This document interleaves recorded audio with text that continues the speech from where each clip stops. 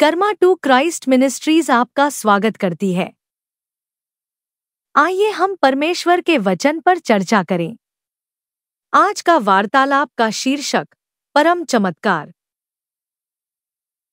आज के बाइबल छंद है 1 राजा अध्याय 17 श्लोक 3 और 4। यहाँ से चलकर पूरब की ओर जा और करीत नामक नाले में जो यर्दन के पूर्व में है छिप जा। उसी नदी का पानी तू पिया कर, और मैंने कौवों को आज्ञा दी है कि वे तुझे वहां खिलाए। श्लोक 9, चलकर सीदोन के सारफत नगर में जाकर वहीं रह। सुन, मैंने वहां की एक विधवा को तेरे खिलाने की आज्ञा दी है। श्लोक 15 और 16। तब वह चली गई और एलिय्याह के वचन के अनुसार किया। तब से वह और स्त्री और उसका घराना बहुत दिन तक खाते रहे, यहोवा के उस वचन के अनुसार जो उसने एलिय्याह के द्वारा कहा था। न तो उस घड़े का मैदा समाप्त हुआ और न उस कुप्पी का तेल घटा।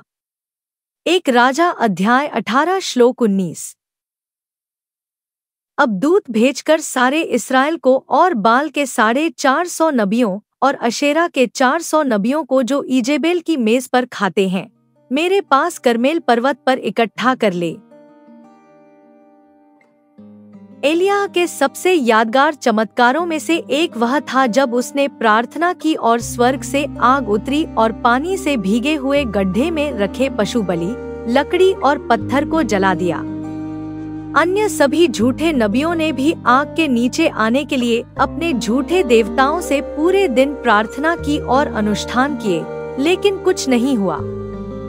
फिर एलिय्याह ने इन सभी झूठे नबियों को इकट्ठा करके मार डालने का आदेश दिया। परमेश्वर ने अपनी अद्भुत शक्ति को सार्वजनिक रूप से दिखाने के लिए एलिय्याह का उपयोग किया, लेकिन उस स्थिति तक पहुंचने के लिए एलिय्याह को पहले आज्ञाकारिता के कुछ चरणों से गुजरना पड़ा। किसी को मृतकों में से जीवित करने से पहले आपको पीठ दर्द वाले किसी व्यक्ति के लिए प्रार्थना करने के लिए आज्ञाकारी होना होगा। फिर शायद अस्पताल में बीमार किसी व्यक्ति पर हाथ रखना होगा, और फिर किसी ऐसे व्यक्ति पर जो व्हीलचेयर पर हो सकता है। परमेश्वर आपकी आज्ञाकारिता और विश्वास का परीक्षण करेगा कि वह आपको सही जगह पर सही काम करने के लिए क्या करने के लिए कह रहा है। समय बीतने के साथ साथ हम महिमा से महिमा की ओर बढ़ते हैं और अपने विश्वास के स्तर को बढ़ाते हैं। एलिय्याह को सबसे पहले राजा अहाब से छिपने के लिए कहा गया था, जहां सूखे के समय उसे पीने के लिए भरपूर पानी मिलेगा। कहीं और उसे ढूंढ लिया जाता और वह प्यासा हो जाता। फिर उससे वादा किया गया कि परमेश्वर कौवों को आदेश देगा कि वे उसे एक मौसम के लिए भोजन दे, और ठीक वैसा ही हुआ। जब हम विश्वास के साथ कदम उठाएंगे और जो करने के लिए कहा जाएगा उसे करेंगे, तो परमेश्वर अपने वादे पूरे करेंगे। जब अकाल पूरी तरह से फैल गया तो एलिय्याह को एक विधवा के पास जाने का निर्देश दिया गया, जिसके पास भले ही अपने और अपने बेटे के लिए पर्याप्त भोजन न हो, लेकिन परमेश्वर उसे एलिय्याह को खिलाने के लिए इस्तेमाल करेगा।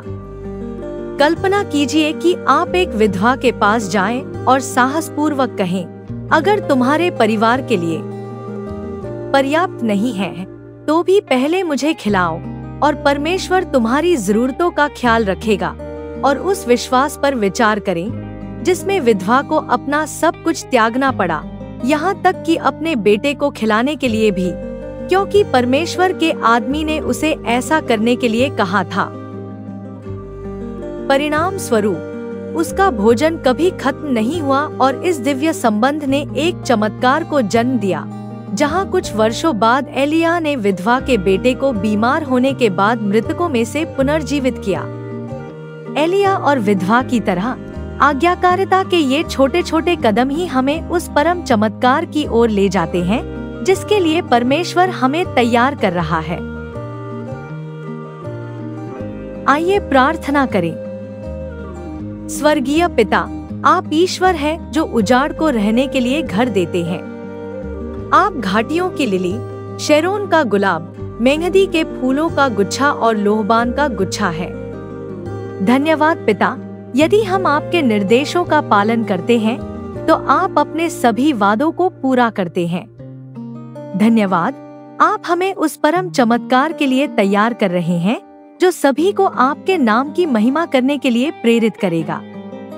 आपने हमें जो भी निर्देश दिए हैं उनमें से किसी पर भी संदेह करने और अपने विश्वास के बजाय अपने तर्क का उपयोग करने का प्रयास करने के लिए हमें क्षमा करें।